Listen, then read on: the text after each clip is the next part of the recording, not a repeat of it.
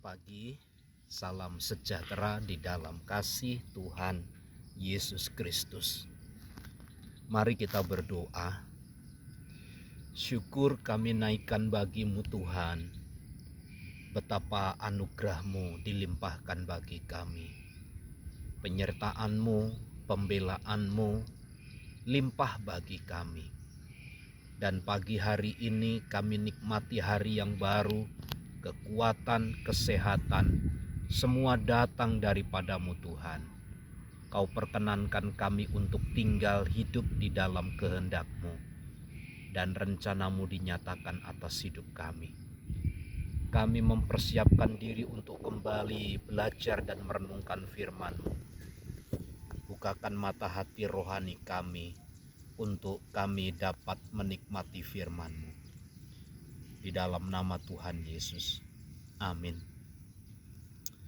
Mazmur pasal 3 ayat yang ke-5 dan ayat yang ke-7 demikian.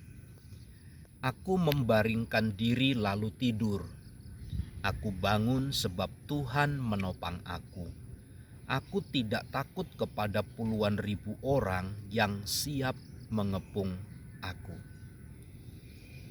Pada pasal 3 ini,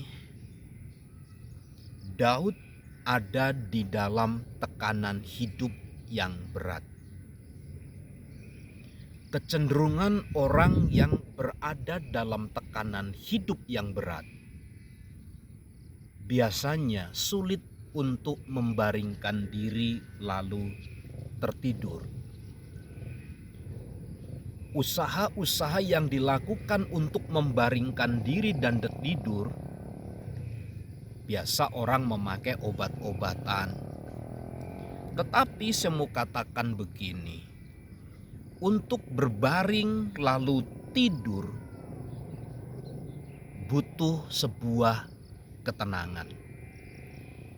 Lalu kalau kita kembalikan kepada Daud, bagaimana caranya Daud bisa berbaring lalu tertidur dengan nyenyak, padahal situasinya tidak memungkinkan waktu itu.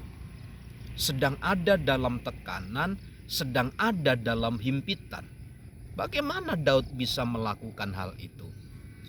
Tapi saya mau katakan begini, karena Tuhan yang menyertai Daudlah, sehingga Daud bisa membaringkan diri dan tidur. Pun demikian saat dia bangun pagi, bukan karena pertolongan, bukan karena kekuatan kemampuan daripada Daud, tetapi karena Tuhan yang menopang. Jadi Bapak Ibu Saudara, tidur kita, bangun kita adalah karena Tuhan yang menopang kita. Lihat hal-hal yang kecil, hal-hal yang sederhana ini kita kerjakan setiap hari, menjadi sebuah rutinitas harian hidup kita. Tidak pernah lepas dari pandangan Tuhan. Artinya kita bisa berbaring lalu tidur, bangun pagi, semua karena Tuhan yang menopang. Tidak ada di antara kita yang dapat memegahkan diri, lalu kita berkata, saya punya kualitas, saya punya kemampuan untuk dapat hidup dengan baik dengan cara-cara naluri jasmania, manusiami alamiah saya, tapi semata-mata karena Tuhan. Lalu ayat yang ke-6, aku tidak takut kepada puluhan ribu orang yang siap mengepung aku. Apakah hoak? Apakah berita tentang puluhan ribu yang siap mengepung itu tidak ada? Itu kan pertanyaannya. Saya mau katakan, Absalom anaknya itu membawa beberapa orang, atau mungkin Saul yang begitu antusias untuk mengejar Daud.